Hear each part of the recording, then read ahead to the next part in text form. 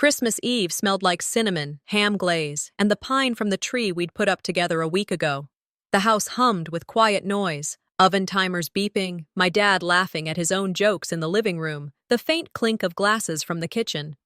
I was setting out the second batch of sugar cookies, making sure the reindeer plate was clean. My daughter liked that plate. It was our first Christmas without my mother, and the air was heavier this year.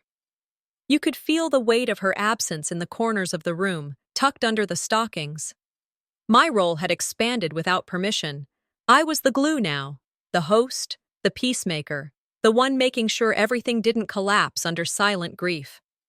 She was 11, sensitive, thoughtful, the kind of child who needed preparation for changes, not surprises.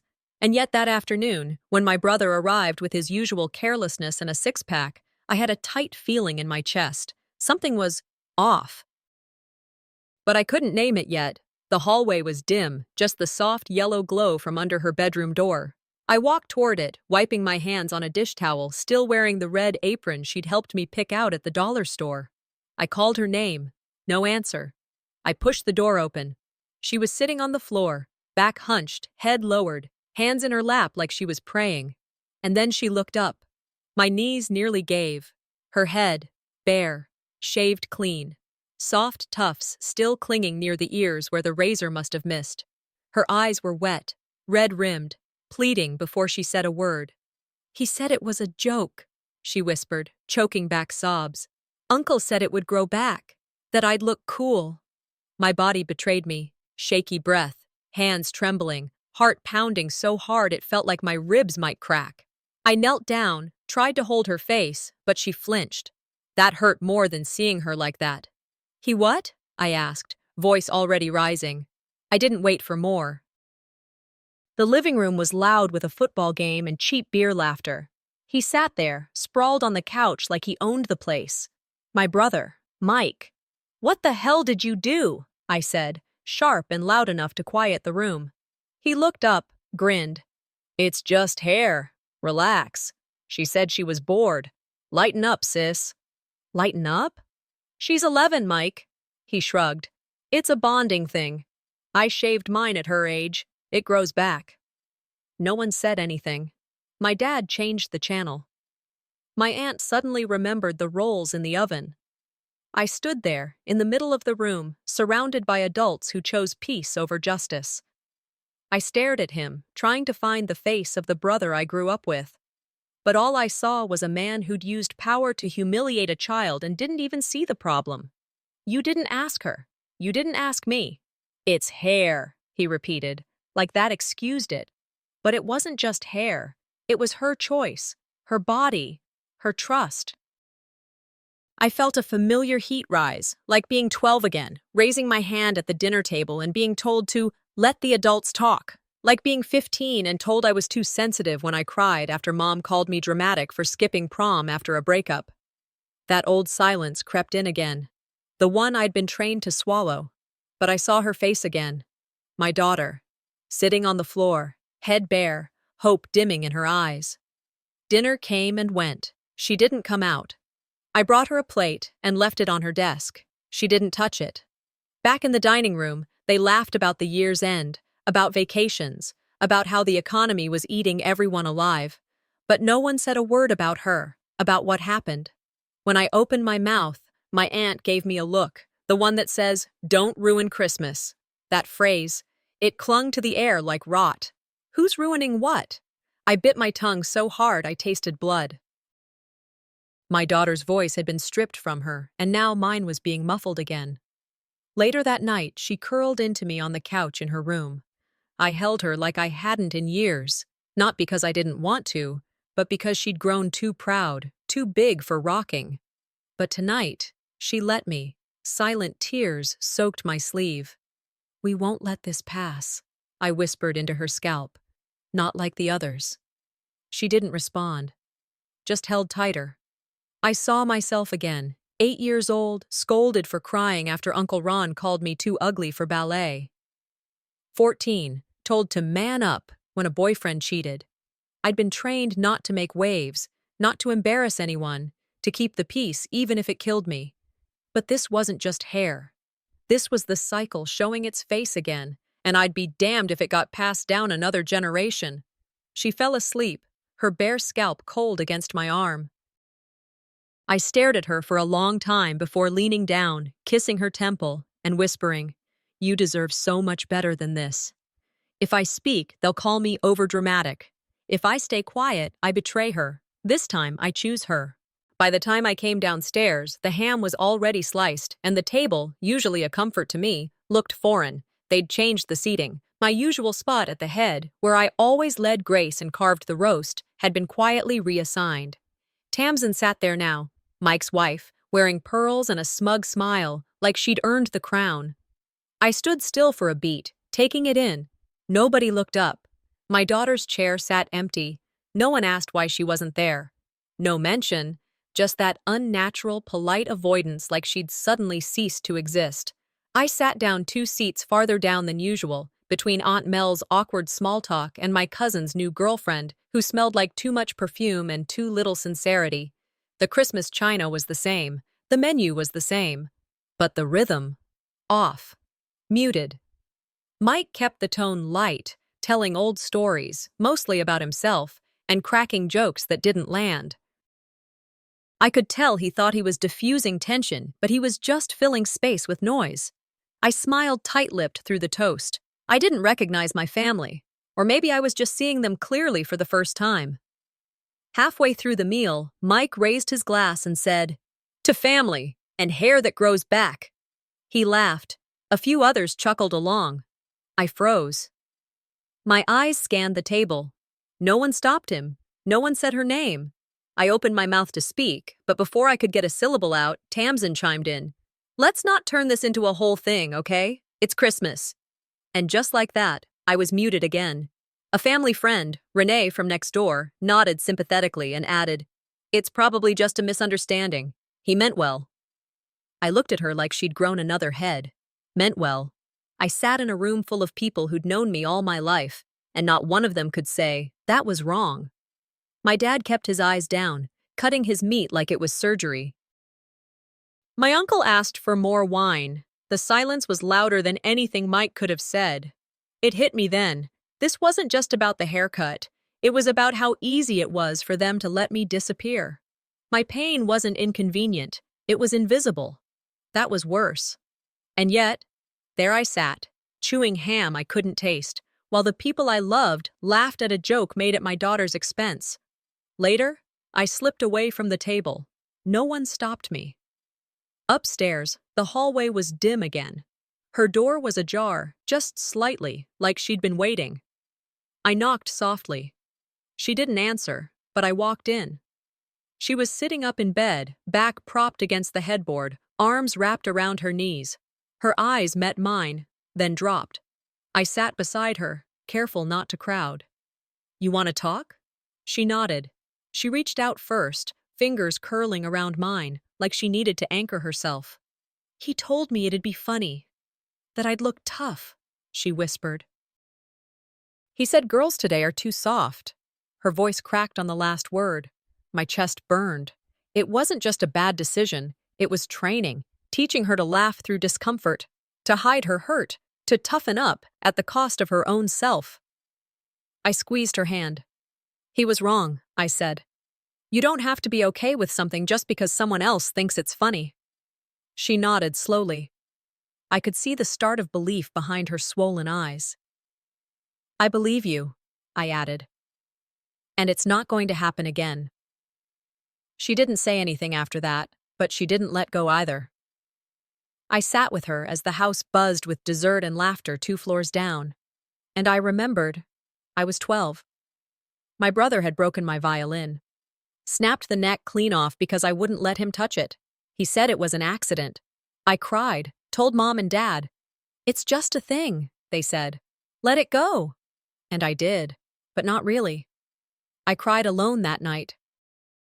In the bathroom with the fan on so no one would hear. That was the beginning, I think. When I learned that keeping the peace meant swallowing my truth. Sitting beside my daughter now, I realized something sharp and clear. I was trained to stay small, but I won't train her the same. I left her room once she fell asleep. tucked in with her head under the blanket, only her tiny fingers peeking out from under the quilt. I went back downstairs to grab my purse. The room was still full of laughter, red wine, and white lies. Nobody noticed I'd left. Nobody noticed I'd returned. I paused by the door, looking at each face. The ones who looked away, the ones who smiled like nothing happened, the ones who chose comfort over conscience. Mike caught my eye and winked, like we shared some inside joke. But this wasn't a joke. It never was. They think I'm walking away, I whispered to myself. But I'm just beginning to stand up. I woke early the next morning, restless, the memory of last night's silence pressing on me. Snow lay thick outside the windows. The house was quiet, except for the muffled creak of floorboards as I climbed into the attic, flashlight in hand. Cold, stale air greeted me. Dust motes floated in a thin beam. I found the box tucked behind old Christmas lights and reached for it. Christmas 1998, in my mother's slanted handwriting. I hesitated, brushing off the top until I could open it. Inside were old photo albums, brittle letters, faded ornaments, and a hand-drawn family tree by my daughter when she was 7. I picked up one album and froze at a photo. Me in a hospital room, younger, pale, holding her small hand, the edges curled. I swallowed hard. I remembered the promise I whispered then, to never let anyone make her feel small or voiceless. I'd made that vow from a hospital bed in tears, but inaction had eroded it. I sank into a dusty chair and let the memory flood. The room felt smaller, the air thicker. The weight I carried felt physical. I closed my eyes, transported. She was 4 then, recovering from pneumonia. The doctor warned, "She'll bounce back, but her spirit needs healing too." My brother visited late that day. He cracked a joke about her being weak, suggested girls should toughen up. He laughed it off when I winced. I said nothing, because I didn't want to make a scene. Then, as now, I silenced the anger, swallowed the hurt. I kept peace, but I realize now, peace never protected. She walked in, sleepy, rubbing her eyes. I snapped back. Nothing much, just looking through old albums. I stepped onto the porch, nostrils filled with cold air, debating whether to send that letter now or wait. My phone rang. It was my mother. She asked casually, "So, you okay? You recovered from that drama?" Her tone stung. I tried to explain, voice taut, but she cut me off. "You've always been sensitive." I hung up in half a breath. I stared at the house, lights dim, and I whispered, "If no one sees it as abuse, it's up to you to name it out loud." Inside the bathroom mirror, I studied myself. Strands of hair out of place, tired eyes with lines I used to pretend I deserved. That version of me who always softened her voice to keep peace, I could see her. But behind her stood someone else, a woman wavering into clarity. I pulled out a pen and paper, writing a letter to myself. A confession. A vow. I forgive myself for mistaking silence for strength. The truth was written in trembling ink. I carried it into the living room and closed the fireplace door behind me, then dropped the letter into the fire. Flames curled and consumed it. I watched ash drift. A small death, a small rebirth. In the soft hush of cleaning the living room, something under the sofa caught my eye. A wooden reindeer ornament. It was chipped, the paint faded. I turned it gently.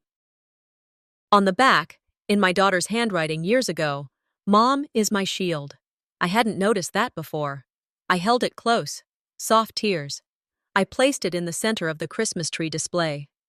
My fingers lingered. The symbol I once raised as a promise had fallen. Now I reclaimed it.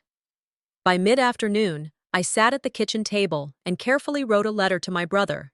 No insult, no demand, just clarity and boundary.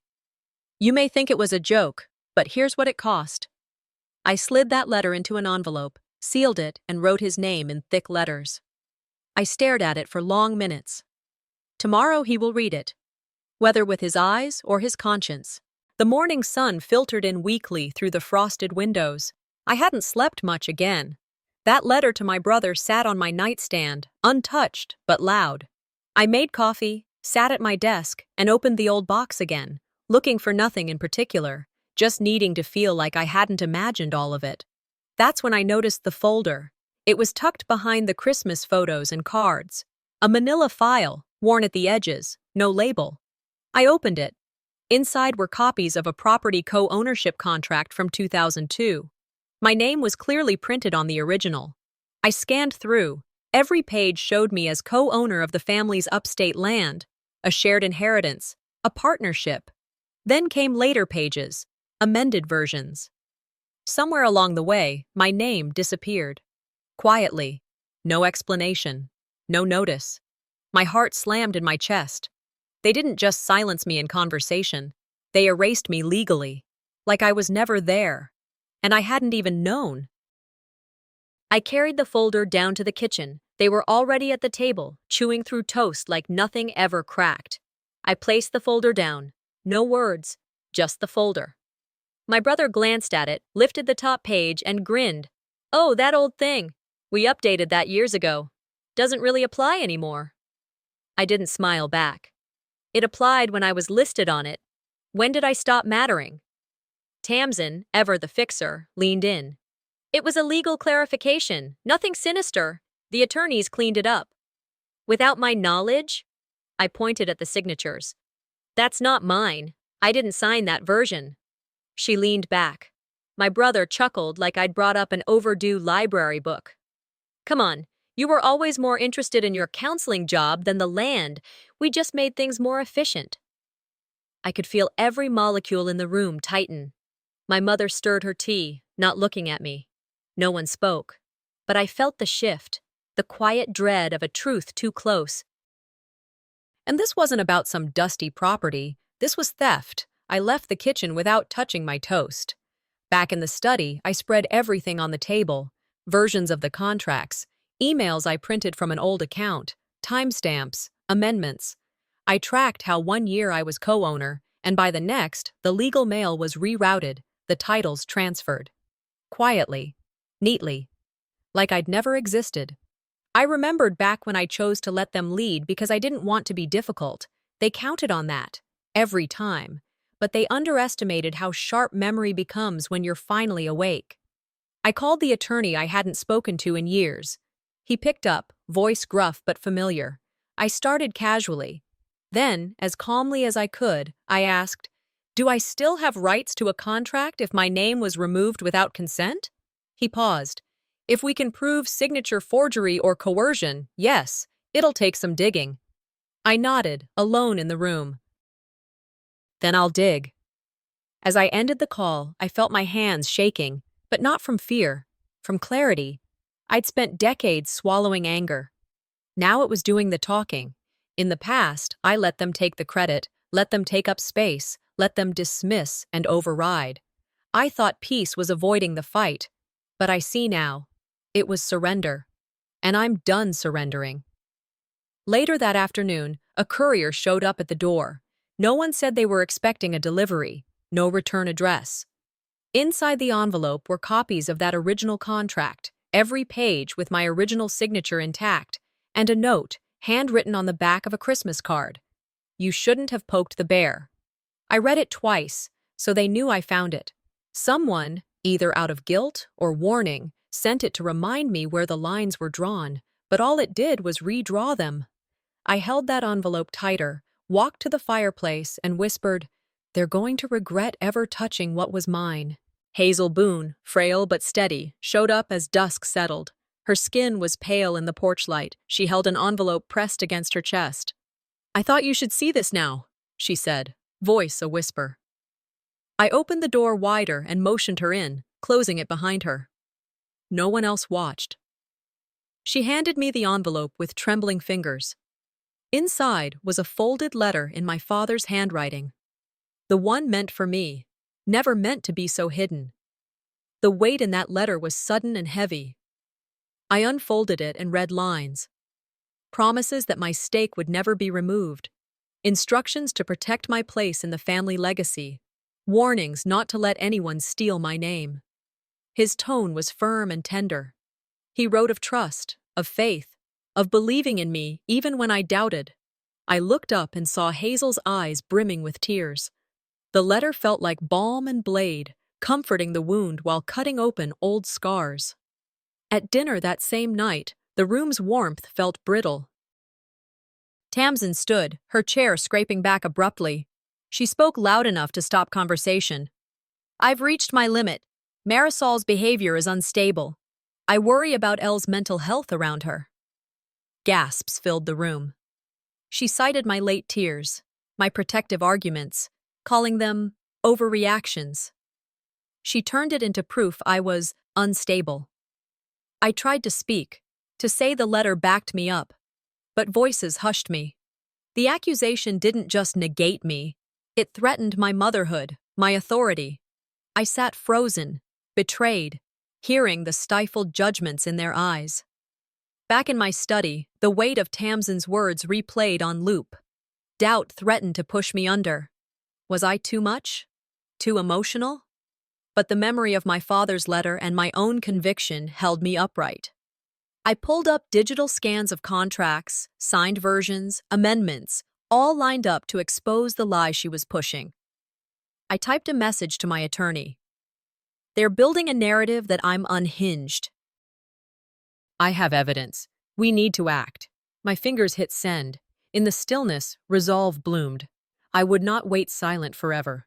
As I rose to leave, my eyes caught a small digital recorder lying face down on my desk, one I had never placed there. Cold dread curled in my gut. Someone had been recording me. I deleted files, scrambled password locks, but deep down I knew it was too late. The envelope from Hazel sat open beside it, the father's words exposed. The message was clear. Secrets had ears in this house. My resolve hardened.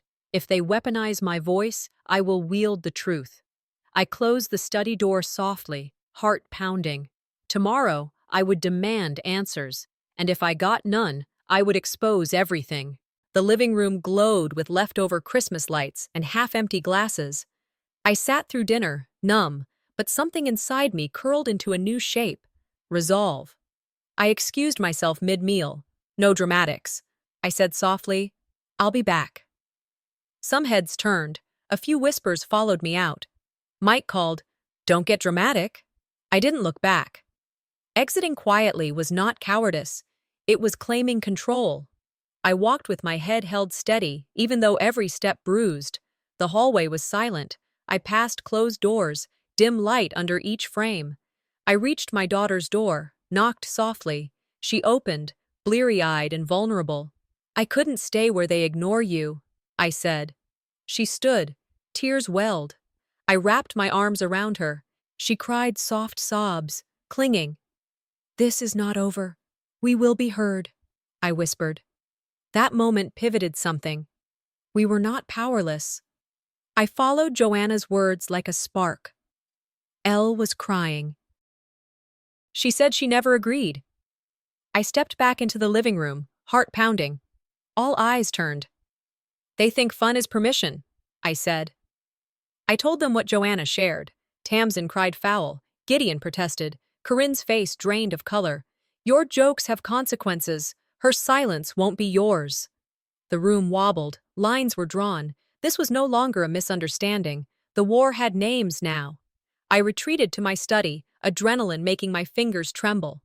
I reviewing the contract, the letter from Dad, Hazel's envelope, each a sign I wasn't making this up. My past silence always felt safer, but safety had never protected me. I promised myself, from here on, my voice stands. I mapped next steps, forensic legal backing, public record, evidence. Fear remained, but it was harnessed, sharpened into purpose. Returning to the living room, I froze at a new framed photograph on the mantel. It was Elle's school portrait with Mom plus me scrawled on it in my handwriting. But I never saw that signature before. Instead, Tamsin's name was written neatly beneath it. It was a lie replacing memory, a falsification of our history. My heart seized. They could steal documents, they could mock us, but they would not steal this truth. They replaced our photograph, but they will not rewrite who we really are. I was in my study late that evening, organizing the legal documents I'd gathered, contracts, emails, scanned pages, when my phone buzzed like a siren, a storm of messages, pings, alerts. My breath caught. I opened the notifications, the full video clip Rory had recorded, now posted publicly in a private family group. My confrontation, edges of trembling voice, the way Tamsin laughed earlier, everything was there, uncut. Subtitles framed me as overreacting, hysterical. I stared at the screen, disbelief and betrayal folding me inward. This was no longer about secrets. It was weaponized truth, and I had become the target. I walked into the living room. Every face was lit by phone screens. Some whispered, others kept their eyes fixed on the footage. Gideon sneered, "You escalated everything." Tamsin offered a soothing nod. A few neighbors clapped in awkward solidarity. I demanded they stop and withdrew my phone, but someone challenged me, taken out of context. My father, silent, murmured, "I never wanted this to go that far." My chest felt hollow. They framed me as dramatic, but I saw through it. This was media warfare they'd planned, and I had walked into their trap. Then Alistair, the pastor, a quiet observer until now, rose with a stack of documents. He spoke in measured tone, revealing a scanned version of the original will, predating all those amended contracts. In it, I was named primary heir to the property and assets. Gasps erupted. Tamsin gasped. Mike's jaw tightened. The room shifted. Everything, the contract, the theft of my name, the video, snapped into a pattern. I felt the weight of vindication rush in. The revelation reframed the entire struggle. I wasn't lying. I wasn't weak. I retreated again to the study to collect myself. My hands trembled, but my resolve held firm. My internal voice ran. They tried to bury me, but they handed me proof. I retraced steps, planning the presentation of this will to the lawyer, trusted witnesses, and even public exposure if needed. I mentally rehearsed the pushback. The fear was there, raw, but steadier this time, anchored in evidence, not emotion. As midnight pressed close, a knock sounded at the door. The courier stood with a sealed legal notice. I tore it open. It was an injunction against me, barring me from entering the property, contacting family, or speaking on public matters concerning the family's affairs. My chest slammed. The battle had moved to court, and I stood in the hallway, holding the will in one hand, the injunction in the other, knowing the fight had only just turned lethal. She lay asleep upstairs. My daughter. My reason. I whispered to myself, "They think they've pinned me down." But they missed my next move. The living room was hushed when I walked in, the aftermath of yesterday's chaos still thick in the air. The Christmas lights flickered faintly. No one said a word. I carried Dad's original letter in my hand, its envelope creased from handling. I placed it squarely on the dining table, for all to see. Eyes darted. Tamsin's mask of confidence fluttered. I cleared my throat, voice firm. "Everyone, before you say another word, read this." The silence stretched. Then, one by one, people turned toward the letter. Gasps echoed, faces shifted. I watched. I began reading key passages aloud, lines where my father affirmed I must never be erased, the instructions he left for me to protect my name. I read the words that directly contradicted that altered contract, those that haunted them now. The room sat still. My brother's face drained. Tamsin's eyes flickered. Some older relatives recognized Dad's handwriting, whispering, "That looks like his script." The air felt electric. My voice carried authority for once, not begging, not pleading.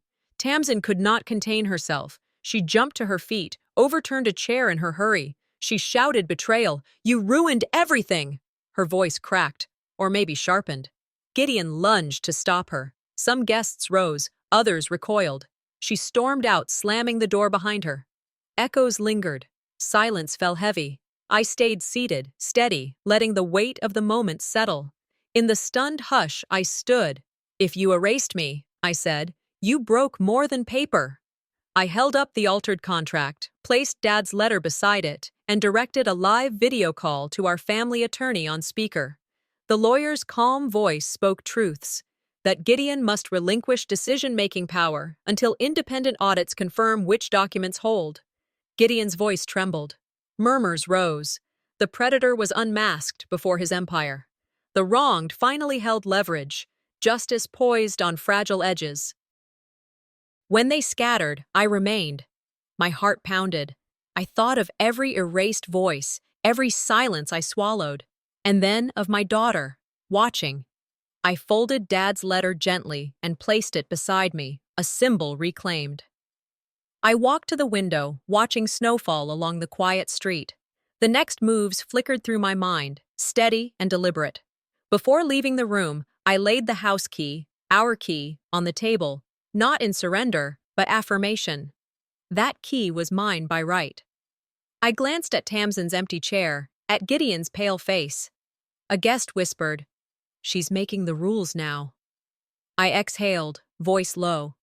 I won't walk out, but I won't stand beaten.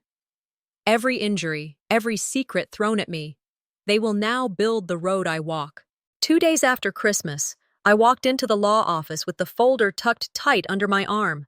My father's letter, the contract, the notary seals, every shred of truth I had fought to preserve. The air in that room felt different than before, less like a battlefield, more like a courtroom of reckoning. My daughter sat beside me. Her hand slid into mine, warm and steady. She didn't say much, but her presence was everything. Gideon didn't show. His lawyer had filed a last-minute objection, but it held no weight. The firm had already reviewed everything. This was no longer a plea. This was the verdict. The lawyer cleared his throat and began. After verifying all submitted documents, we recognize that this original letter and testament supersede the contested amendment. Authority, property, and financial stewardship revert in full to... He looked at me. You. There was more. Mentions of tampering, investigation, possible legal consequences. I heard it all, but it landed softer than expected. It wasn't shock. It wasn't joy. It was something cleaner. Release. My daughter leaned in. "It's really over?" I squeezed her hand. "Almost." We walked out quietly. No one waited for us outside, and that, for once, was a blessing. Later that afternoon, I unlocked the front door of the house. Nothing had changed. Same entry table, same crooked family portrait, but I noticed it all differently. This house, my house, didn't feel like a prize. It felt like a beginning. I walked through the room slowly. When I reached the mantel, I picked up a framed photo of Elle and me from years ago, hidden behind some ceramic snowman. I moved it to the center. Nothing dramatic, just right. That evening, I cooked. Not a celebration, just dinner. Simple, steady. A few text messages rolled in. Vague apologies, cryptic silences. I didn't answer. Sometimes the most powerful reply is no reply at all. I heard music coming from Elle's room. Not loud, just a gentle rhythm, something she used to listen to before everything went sideways. I walked to the doorway. She had the beanie off. Her head bare, her smile unguarded, she turned to the mirror. "They don't get to shame me anymore," she said. Her eyes locked with mine. I stepped in, brushing her hand gently. "This look? It says I survived." We didn't cry. We didn't need to. That night, we burned the old forged contract in the fireplace, watched it curl, blacken, and turn to nothing. The next morning, I drove to the cemetery. Snow had iced the walkways. I placed a folded copy of my father's letter at the base of his gravestone. "You tried," I whispered. "I finished it." I stayed a while, not in grief, not really, in acknowledgement. On the drive home, I thought of something new, something beyond reclaiming. Later that week, I hosted dinner, not for my blood family, but for elders from the community, people who had guided me through loss, who knew what silence cost. We cooked, we talked, we laughed. A home doesn't need legacy to be full, it needs truth. A few days passed. Routine returned in small doses. That morning, I went to check the mailbox. Bills, flyers, and one certified envelope. I recognized the seal. Ethics Committee. Gideon's license under review. I didn't open it. I smiled, stepped back inside, and placed it on the entry table, right next to the photo I'd moved. Sometimes the best revenge isn't fire, it's freedom.